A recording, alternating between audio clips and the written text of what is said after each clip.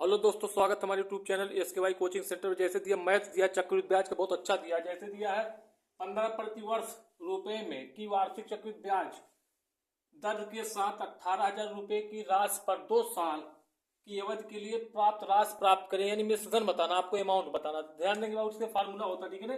यानी चक्रवृद्धि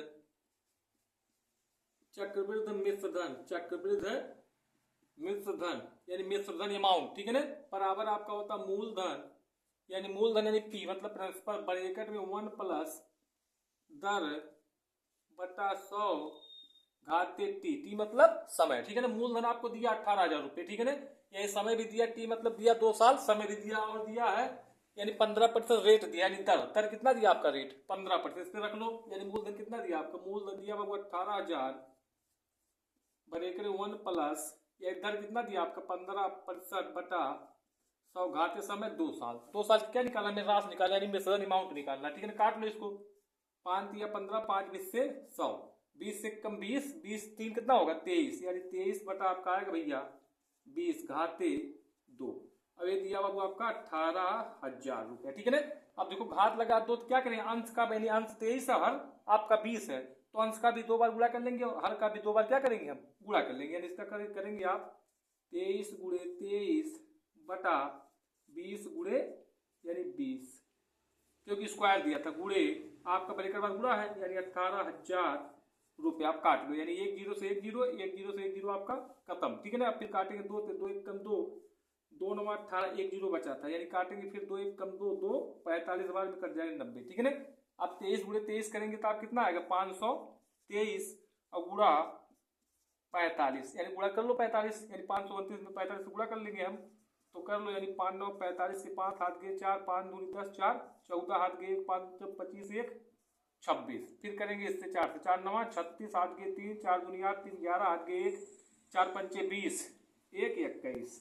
अब इसको जोड़ लो 5 यानी 6 4 10 के शून्य हाथ गए 1, 6 1 7 1 8 यानी 2 1 3 और 2 उतर जाएगा। बाबू कितना आएगा आपका, यानी 23,805 रुपया ही क्या आपका अमाउंट यानी मिश्रधन। इस तरह आप लगाएंगे तो आपका आ जाएगा बाबू।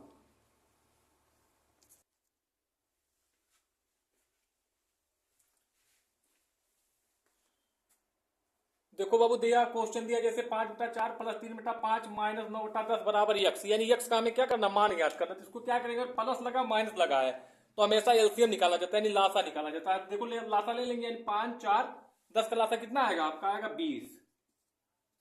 अभी कितनी बार काटेगा, यानी 4 पंचे 20, तो 5 कैसे मल्टीप्लाई क्योंकि करेंगे, क्योंकि 4 कितनी बार काटा 5, यानी 4 पंचे 20 तो 5 25 प्लस प्लस यानी 5 चौक 20, तो 4 दिया 12 माइनस है तो माइनस लगा देंगे, 10 दूनी 20 तो 9 दूनी 18, ठीक है ना, बराबर यक्स। ये यक्स का मान हमें ही क्या करना, हमें ज्ञात करना बाबू, ठीक है। अब इसको जोड़ लो, 5 2 7 2 1 3, उसके बाद माइनस 18 में घटाएंगे कितना आएगा, माइनस 18 बटा आपका 20।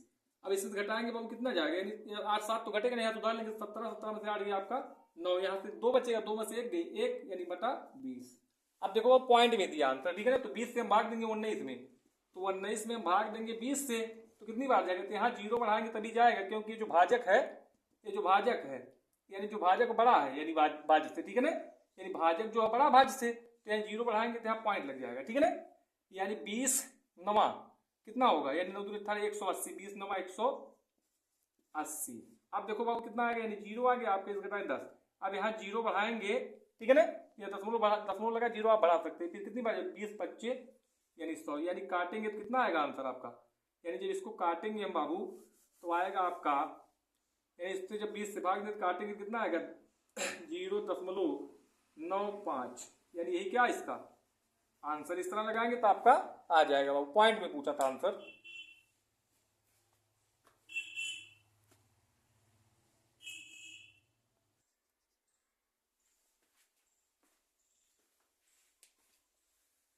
देखो ध्यान दे, बहुत अच्छा प्रश्न दिया। जैसे बोर्ड मास का नियम इस पे लगेगा, ठीक है। जैसे दिया 23 गुणे 552 भागे 24 प्लस 23 पूरे का बटा 552 भागे 23 माइनस 1, इसको आप कैसे सोल्व करेंगे, आपका बोर्ड मास का नियम पता रहना चाहिए। बोर्ड मास का नियम क्या था, बी ओ डी यानी B O D M A S यानी बोर्ड मास, ठीक है ना। बी मतलब क्या होता है, ब्रैकेट यानी छोटा ब्रैकेट और मजुला ब्रैकेट बड़ा ब्रैकेट, ठीक है ना। ऑफ मतलब क्या होता है, ऑफ मतलब यानी का मतलब गुणा होता है, का मतलब क्या होता है गुणा, डी मतलब डिवाइड यानी भाग, ये मतलब मल्टीप्लिकेशन मतलब ये मतलब क्या मल्टीप्लाई यानी मल्टीप्लिकेशन मतलब गुणा, और ये मतलब एडिशन मतलब प्लस, यस मतलब सब्ट्रैक्शन मतलब माइनस, ठीक है ना। इस नियम को आप फॉलो कर लेंगे तो आपका आंसर आ जाएगा, ठीक है ना। हमेशा ध्यान देंगे बाबू, ठीक है ना। लेकिन और ध्यान देंगे, बोर्ड मास का नियम ये कहता है कि ब्रैकेट से पहले भी किया जाता हल, यानी इसको यानी जैसे लिखा 3 + 3, अब इसके ऊपर बार, इससे सबसे पहले इसको रेखा कोष्टक खोल करेंगे तब ये नियम लगाएंगे बाबू, ठीक है ना। सबसे पहले रेखा कोष्टक को सोल्व करेंगे, तब छोटा ब्रैकेट मजुला बड़ा, फिर उसके बाद का गुणा करेंगे, फिर भाग, फिर गुणा, फिर जोड़, फिर घटाव हल करेंगे। इसको आप ध्यान देंगे, ठीक है ना। प्लस लगा इस तरह तो इसको पहले आप सोल्व करेंगे। अब देखो इसको मिटाते हैं। अब जैसे दिया है इसमें ब्रैकेट तो है नहीं, तो सबसे पहले आप भाग करेंगे, यानी 24 से काटेंगे, 24 से काटेंगे, 24 23 बार में यानी 552 आपका आएगा, ठीक है ना। अब देखो इधर बचा कितना, इसको भी काटेंगे, 23 से कम 23 बार में काटेंगे ना, तो आपका आएगा 23, 24 बार में काटेंगे तो कट जाएगा बाबू आपका, ठीक है ना। अब इधर बचा कितना, अंश में बचा 23 गुणे यानी 23 प्लस यानी 23, अब पूरे बटा बाबू कितना बचा, यानी 24 यहाँ है, 24 अब बचा कितना 24 - 1, ठीक है ना।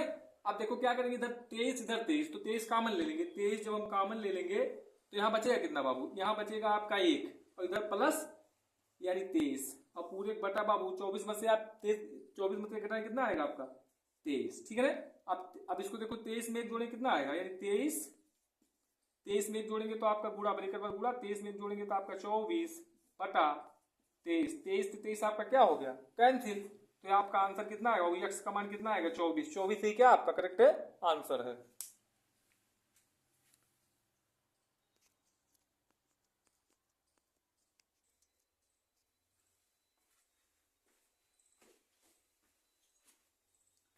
देखो अब ध्यान दे दिया, क्वेश्चन बहुत अच्छा दिया, जैसे दिया आपका x बराबर 0.5747, फिर दिया 47, फिर 74, x का भिन्नात्मक मान ज्ञात करिए, x का भिन्नात्मक मान ज्ञात करना, इसको कैसे आप सोल्व करें ध्यान देंगे, ठीक है। जैसे दिया बाबू, ठीक है ना, यानी बार का नियम दिया इसमें, ठीक है ना। जैसे दिया है यानी 7 4 का पुनरावृत्ति बार बार हो रही है, ठीक है ना, तो हमेशा इसको लिख लेंगे बाबू, ठीक है। 0 दशमलव या दशमलव खाली दशमलव यानी 5 7 4 7 4 यानी 7 4, कितनी बार 1 2 3 4 5 6, 1 2 3 4 5 6, ठीक है ना। अब देखो ये 7 4 7 4 की पुनरावृत्ति बार बार हो रही कि नहीं, इसका क्या मतलब है, इसका मतलब बाबू हमें बार में सोल्व करना, ठीक है। बार इन बार का मतलब क्या है, जिसको अगर पुनरावृत्ति रोकने के लिए बार का प्रयोग किया जाता है, 7 4 की पुनरावृत्ति रोकने के लिए क्या करेंगे हम, इस 7 4 के ऊपर बार लगा देंगे, इसका कोई मतलब नहीं है, ठीक है ना। यानी इसका मतलब क्या हुआ, ये 7 4 की पुनरावृत्ति बार बार हो रही है, ठीक है ना। और दशमलव मतलब इसमें ध्यान देंगे, बार में दशमलव मतलब जोड़ होता है, ठीक है ना। अब जैसे दिया इसको क्या करेंगे, यानी जितने अंक पे बार लगा उतना क्या करेंगे हम, जितने अंक पे बार लगा बाबू उतना हम क्या करेंगे 9 बढ़ा लेंगे, यानी जैसे 0.57 यानी है ना, एक इकाई ढाई 2 अंक पे बार लगाने तो 2 क्या कर लेंगे हम, ये 2 9 कर लेंगे, ठीक है ना। यानी पॉइंट मतलब जोड़ होता है, इससे में कोई मतलब नहीं है, ठीक है ना। आप देखो क्या करेंगे, कितने अंक पे बार नहीं लगा था, यानी 1 अंक पे यानी 5 पे बार नहीं लगा, उतना हम क्या करेंगे 0 कर लेंगे, जितने अंक पे बार नहीं लगता उतना 0 कर लिया जाता है, ठीक है ना। अब देखो यानी 574 है, अब जिस पे बार नहीं लगा था उसको क्या करेंगे हम, इसमें से यानी माइनस कर लेंगे, ठीक है ना। इसमें से क्या करेंगे हम माइनस कर लेंगे, 5 ऊपर बार नहीं, 5 यहाँ से माइनस कर लिए तो घटा लो, टोटल कितना आएगा, यानी इधर 4 घटे नहीं, उधार जाएगा, 14 में से 5 गया आपका 9, अब इधर कितना बचेगा आपका 6 बचेगा, और इधर कितना 5, यानी 990 यानी 569 बटा 990 कटेगा कि नहीं, अब नहीं कटेगा, यानी इसको लिख सकते हैं बाबू बराबर, इसको लिख दिया, यही तो आंसर हो गया इसका। अगर नहीं आंसर दिया उस बुक में तो क्या करेंगे हम, यानी आंसर इसको बनाएंगे बाबू, यानी 5 0.5 यानी 6 9 के ऊपर बार, यही इसका क्या होगा, या तो ये आंसर होगा या तो ये वाला क्या है आपका आंसर। इस तरह सोल्व करेंगे आपका तो आ जाएगा, नियम पता रहेगा तो आप लगा लेंगे बाबू।